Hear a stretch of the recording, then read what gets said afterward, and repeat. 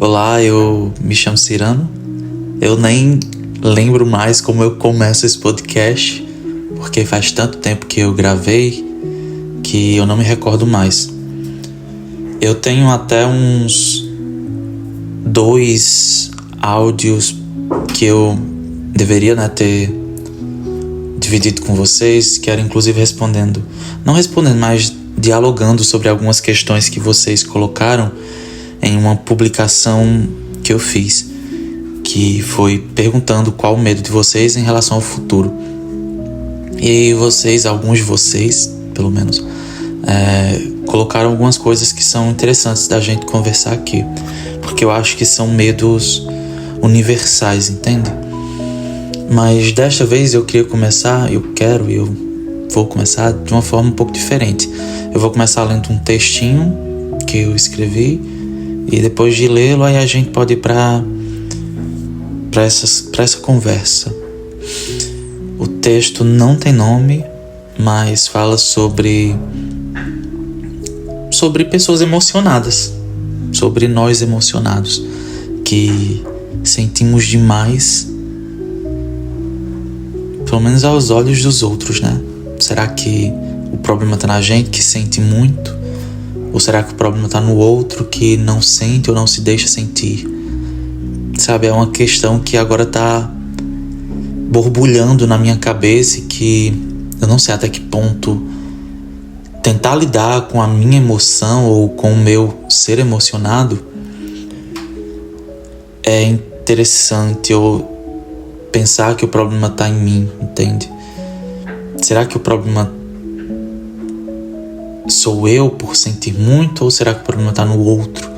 Até que ponto isso é dialogável, no sentido de até que ponto eu posso abrir mão disso, porque ser emocionado é parte de quem sou, então abrir mão de ser emocionado é abrir mão também de mim e de sentir. Mas enfim, eu vou ler para vocês. Eu sou o oceano que se deita à beira do abismo. Sou a brisa que colhe as pétalas que anseiam o solo. Eu sou o amor passando pela sua janela, enquanto o medo de se magoar o põe sentado em sua casa, vendo a brisa acontecendo lá fora. Eu estou em uma rua ao lado da sua, tentando me aproximar antes que os nossos caminhos se distanciem. Eu sou a Deus inevitável, esperando apreensivo um ponto. Eu sou a ação cansada de tentar, e tentar, e tentar, e tentar, e tentar, e tentar, e tentar. Até onde eu seguirei ao seu lado? Até quando eu me deixarei em pedaços para caber em seu amor córrego? E aí eu também nem quis continuar o texto, porque eu queria que ficasse essa ideia de incompleto, sabe? De incerteza também, porque o eu lírico também não sabe. A voz que fala nesse texto também não sabe. Então eu não me atrevi a tentar dar uma finitude ou um final para isso. Mas até que ponto a gente, sei lá, nesse mundo, eu sei que a gente vive num mundo capitalista e que exige da gente cada vez mais esse individualismo. Mas até que ponto o medo de sentir ou de se deixar ser amado é interessante pra gente, ainda que nesse lugar de individualista ou de individualismo. Tá sendo uma questão pra mim pensar os meus afetos ou repensar os meus afetos, e até que ponto eu posso abrir mão de mim pra caber no outro. E a conclusão é que eu não sei qual a conclusão. E eu não poderia, eu acho assim, que eu não poderia ter escolhido um nome melhor para este podcast, senão chegando à conclusão, porque às vezes eu não consigo chegar em uma conclusão. E seria interessante que nos comentários a gente pudesse discutir mais sobre isso, a fim de chegar em uma conclusão, mas nem sempre vai rolar. E tudo bem também. Mas deixa eu procurar aqui algumas coisas que vocês mandaram, né? Primeiro que não foram muitas respostas à minha pergunta, mas enfim, são interessantes as coisas que vocês colocaram aqui, que alguns de vocês colocaram aqui. O primeiro a responder colocou que tem medo de decepcionar as pessoas. E eu me compadeço profundamente do seu medo, porque eu sinto que a minha vida inteira eu tentei me encaixar, e nessa tentativa de me encaixar para não decepcionar o outro ou os outros, eu fui perdendo pedaços de mim. É tanto que hoje em dia o meu grande dilema de vida atualmente tem sido pensar sobre quem sou eu, porque eu sinto que na verdade eu sinto que eu nem sei. Eu não me sei ser. Eu não sei quem eu sou. Eu sou... É como aquela frase, acho que Débora Seco falou, né? Eu sou quem eu consigo ser, ou pior, né? Eu sou quem eu posso ser, não quem eu sou. Entende? Então falando como alguém que quer te direcionar, te dar um conselho, apesar de não seguir porque não tem coragem suficiente para seguir, apesar de ter consciência de que deveria, eu te diria para tentar ao máximo ser você e fazer escolhas por você, ainda que essas escolhas acabem machucando, não necessariamente machucando, mas decepcionando o outro. Eu acho que as expectativas do outro são expectativas deles. E não é nem um acho, né? São expectativas deles. E é injusto conosco, é injusto consigo mesma e injusto com o outro também, que você aceite a carga das expectativas dele sobre você. A gente só tem uma vida. Uma. E eu não sei se eu vou estar vivo até terminar este podcast, por exemplo. Eu não sei se eu vou estar vivo amanhã. Eu não sei se você estará vivo amanhã. Obviamente eu quero que sim, mas a vida é tão breve, tão única, e é só essa chance que a gente tem. Então, eu gostaria até de seguir também isso que eu vou dizer, mas faça coisas por você. Tome decisões pensando em você. Projete o seu futuro pensando em você. Faça agora o que tem vontade de fazer, sempre que puder fazer, pensando em você. E eu sei que parece egoísta, mas é um egoísmo bom, sabe? Eu sei que a gente coloca na cabeça que egoísmo nunca é bom. Não, egoísmo é ruim. Apesar da sociedade capitalista, de uma forma subliminar, nos tornar pessoas egoístas no sentido ruim. Mas esse egoísmo que eu falo aqui é um egoísmo no sentido bom. É um egoísmo de se colocar em primeiro lugar e de decepcionar mais o outro, sabe? Eu acho que é interessante que você decepcione mais o outro. Contanto que esse decepcionar o outro, as ações ou as atitudes que você tenha tomado, que acabaram decepcionando o outro, façam bem a você. Acho que seria esse o direcionamento que eu poderia te dar com relação a isso. E eu espero que você fique bem e que você não aceite as projeções do outro sobre você. Outra questão que também me pertence ou que perpassa, enfim, não sei necessariamente uma palavra para isso, mas é uma questão que também faz parte de mim. É o medo de se sentir só. Eu acho que todo mundo tem medo de se sentir só. Eu sou uma pessoa que eu sempre enxerguei a solitude e não solidão como uma coisa positiva. De fato é o estar consigo mesmo e se sentir bem, se sentir confortável consigo mesmo. Até certo ponto eu me sinto bem comigo mesmo. E eu gosto de estar sozinho por um momento até interessante ou longo. Mas há momentos em que a gente se sente naturalmente sozinho. E como lidar com esse sentir-se só? Eu acho que fazendo coisas que são boas para você, que te fazem bem, que você gosta de fazer. Mas não sei até que ponto isso é uma fórmula para resolver esse problema, porque eu acho que ele é muito mais profundo. Tipo, de onde vem esse medo de sentir só? Eu percebi em minha vida, mais recentemente, que eu tenho esse medo também de me sentir só, apesar de achar há pouco tempo que eu não tinha. Eu sou uma pessoa que eu tento racionalizar tudo que eu sinto. Eu não sei também até que ponto isso é um problema, mas enfim. Eu tento racionalizar tudo que eu sinto. E nessa de racionalizar tudo que eu sinto, eu descubro os porquês.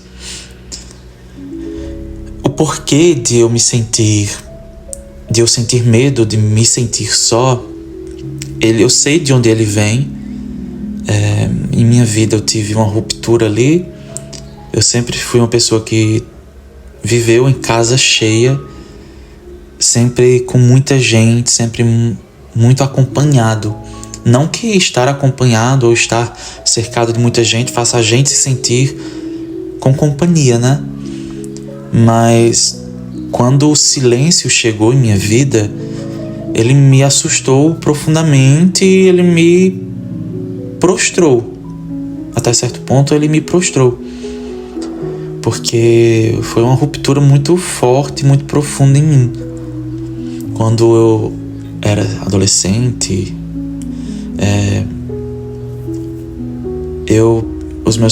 meu pai sempre, não sempre, mas ele trabalhava em outra cidade, minha mãe também começou a trabalhar.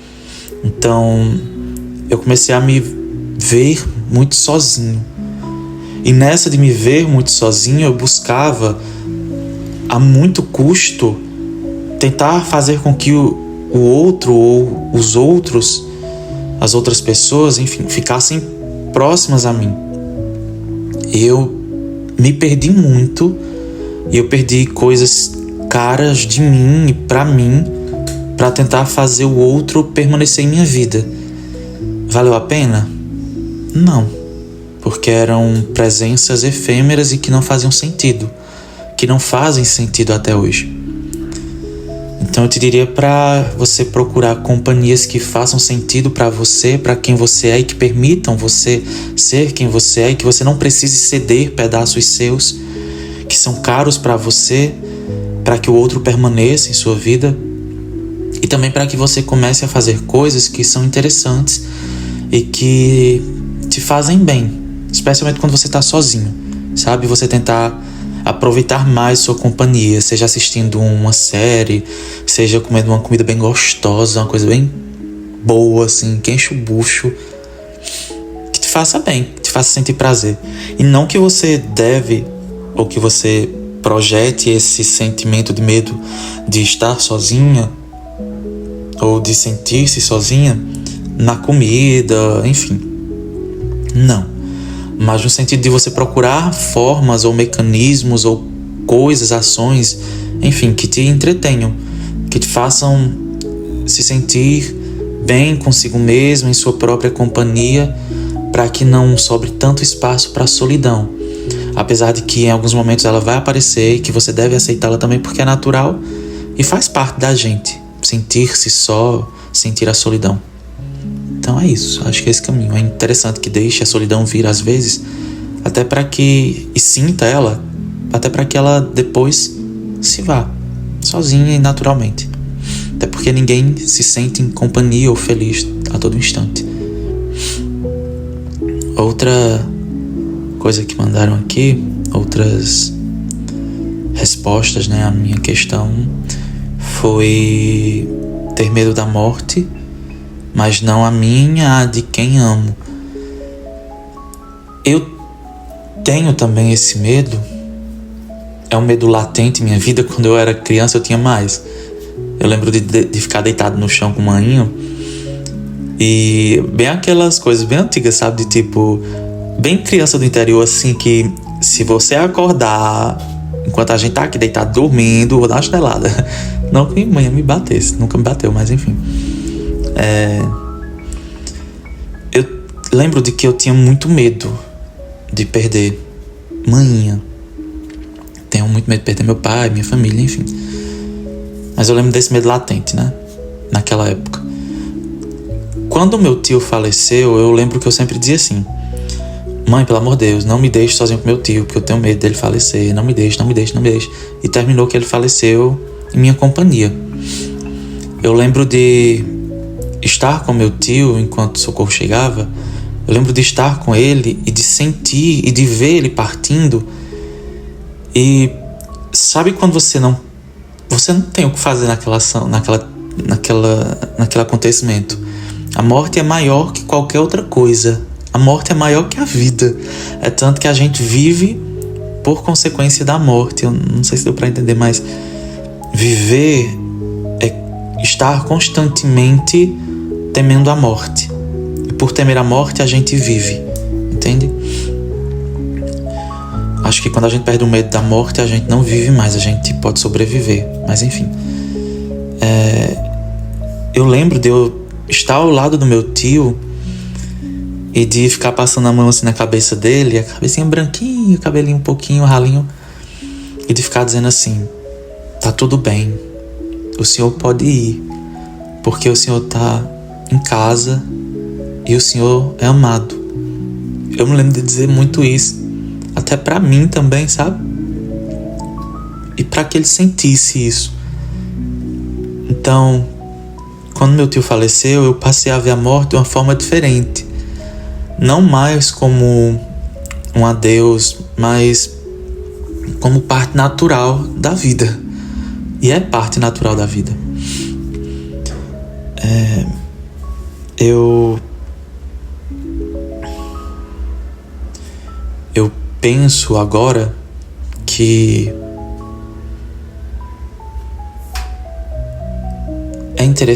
é importante não que a gente tenha medo de perder o outro para a morte, porque isso é uma certeza. Quer queira, quer não queira, a gente já perdeu muita gente e a gente perderá muito mais. E pessoas importantes também nos perderão. Pessoas que nos amam também nos perderão em algum momento. Assim como nós a perderemos também. E eu acho que é muito mais sobre fazer com que o outro saiba que é amado. Eu penso nesse sentido de que não que a morte seja tudo bem, ok, legal, mas acho que quando a gente faz o outro sentir o amor que temos por ele ou por eles, enfim, já faz a vida valer a pena e já rouba da gente ou arranca da gente metade da dor que o luto provoca em nós. Então é isso, eu diria que para você que expresse sempre o que sente pelo outro e para que seja honesta com o outro, com os seus sentimentos. Então, se você ama, diga que ama e diga que ama muito e constantemente, reafirme isso, afirme. Seja amor na vida daquelas pessoas que você ama, para que quando ela partir, ela parta se sentindo amada. Porque eu acho que é isso que faz a vida valer a pena. É ser amado e amar. E eu sei que é difícil às vezes amar o outro. E não que a gente vai amar sempre, constantemente. Não, mas o amor perpassa as adversidades, não todas as adversidades. Mas, por exemplo, em nossa relação, há brigas em toda relação, há discussões em toda relação, seja ela romântica ou não. Há discussões e, se fizer sentido, eu acho interessante que o amor perpasse essas discussões e que você expresse ele, para que quando o outro partir, ele parta se sentindo amado, e que o outro também expresse o que sente por você, para que quando você partir, você também parte em paz, se sentindo amada. Outra questão que colocaram é eu tenho medo de ficar como meu pai. Eu já tinha falado sobre isso e acho que de todas as questões esta é uma que não dialoga tanto assim com a minha vida. Mas eu consigo entender essa sua questão, esse seu problema. E eu penso que o medo que você tem de ser como seu pai já o faz ser diferente dele. Entende? Só em você pensar que não quer ser como seu pai já o motiva a não ser como ele. E eu sei que nós somos uma construção também do meio em que a gente vive. Então é impossível a gente se dissociar do nosso entorno. Você é parte das pessoas que você conhece. Você é parte das pessoas que participam de sua vida. Elas são parte de você. Elas também possuem em você pedaços delas. Então você possui pedaços das pessoas que passam por sua vida, na verdade. Mas isso não quer dizer que você seja ou que você vai se tornar alguém como seu pai. Só o seu pensamento ou só o seu receio de ser como ele já o distancia de quem ele é. E se você vê ações nele ou, sei lá, o que quer que seja, que você vê nele e que você tem medo de que também ocorra em você, faz com que você tenha ações, atitudes, enfim, que o separem ou que o distanciem delas, ou dele, no caso do seu pai. Acho que você já faz um caminho interessante. E acho que você já é digno de aplausos ou de um afago seu por isso. Eu acho que você deveria ser um pouco mais carinhoso consigo mesmo, até para lidar com esse medo, para que você entenda que você já não é como ele e que você também não será como ele. Há coisas nele que não interessam você e por isso, por você ter consciência disso, você já é alguém diferente dele. Então, eu entendo seu medo, mas você já é alguém diferente do seu pai. E pra gente finalizar aqui, eu espero que de alguma forma eu consiga atingir vocês, em especial quem respondeu, quem comentou isso, essas coisas, para que, não sei, consigam lidar talvez melhor com essas questões. A última foi que tenho medo de terminar minha graduação e não conseguir trabalho e de não ser feliz. São duas coisas distintas, né? Na sociedade capitalista a gente tem a ideia de que ter emprego é sinônimo de felicidade, nem sempre. Quase nunca, na verdade. Mas enfim, o dinheiro é importante, ter emprego é extremamente importante, até porque a gente vive no sistema capitalista, então. Mas vamos separar as coisas. Tenho medo de terminar minha graduação e não conseguir trabalho. Infelizmente, eu digo isso com pesar, diploma não é sinônimo de emprego. Ter diploma não significa que você terá emprego. Ser o melhor na sua área não significa que você terá emprego. Porque na nossa sociedade, o que é relevante são as oportunidades. Não importa se você tem pós-doutorado em bioquímica, biomedicina, sei lá. Se você não tem oportunidade para exercer o que você sabe. Óbvio, é importante para você enquanto pessoa, enfim. Mas para o sistema, para a área de trabalho, são as oportunidades que definem os nossos caminhos. Então, é um medo racional, mas é um medo que é impalpável, é incontrolável. Eu te diria para que não tenha tanto medo e para que você busque sempre se aperfeiçoar na sua área, porque isso pode facilitar abrir portas. Apesar de saber que não necessariamente, né? Mas eu diria para que você tente enveredar por esse caminho da graduação e depois de pós-graduação, mestrado, doutorado, pós, se for interessante para você e para o que você quer em sua vida.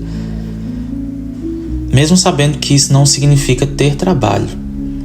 mas isso abrirá portas para você, muito provavelmente, e essas portas que se abrirão para você, elas serão portas de oportunidade.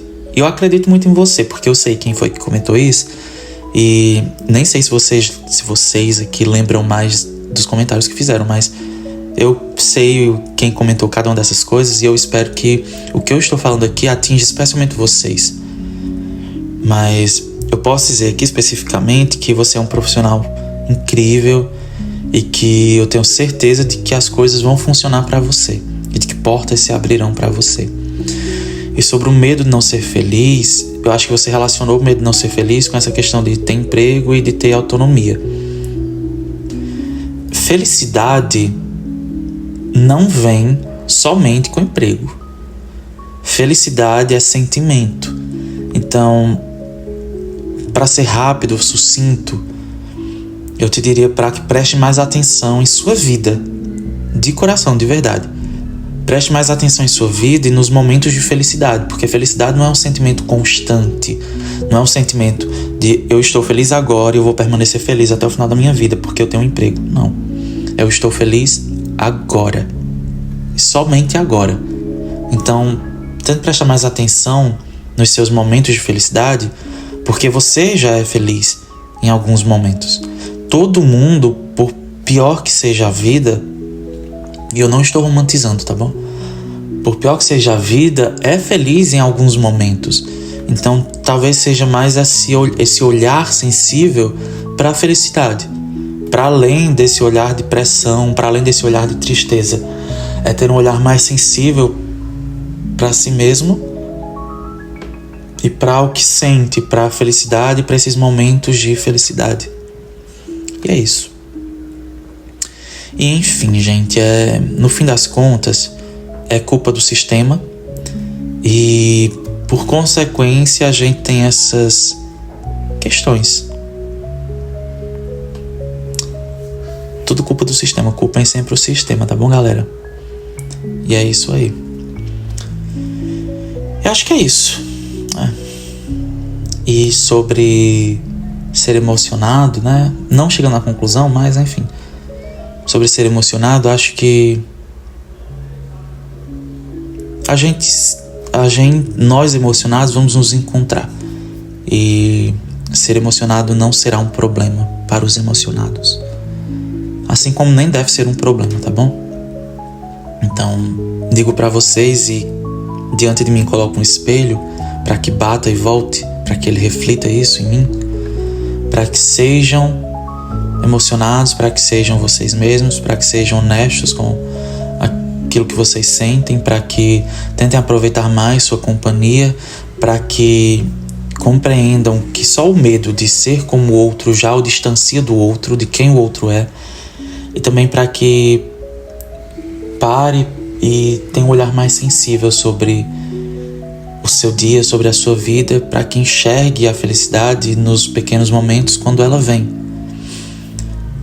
E para que não se pressione tanto também sobre o futuro, porque o futuro ele é projetável, mas ele é impalpável.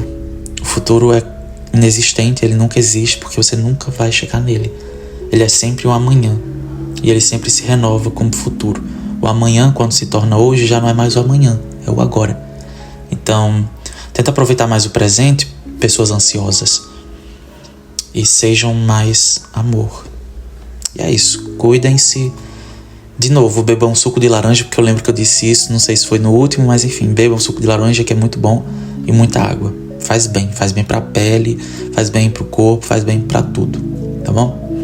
Cuidem-se e fiquem bem. E não esqueçam, vocês são importantes. E vocês merecem muito, muito, muito, muito, muito amor. Um beijo.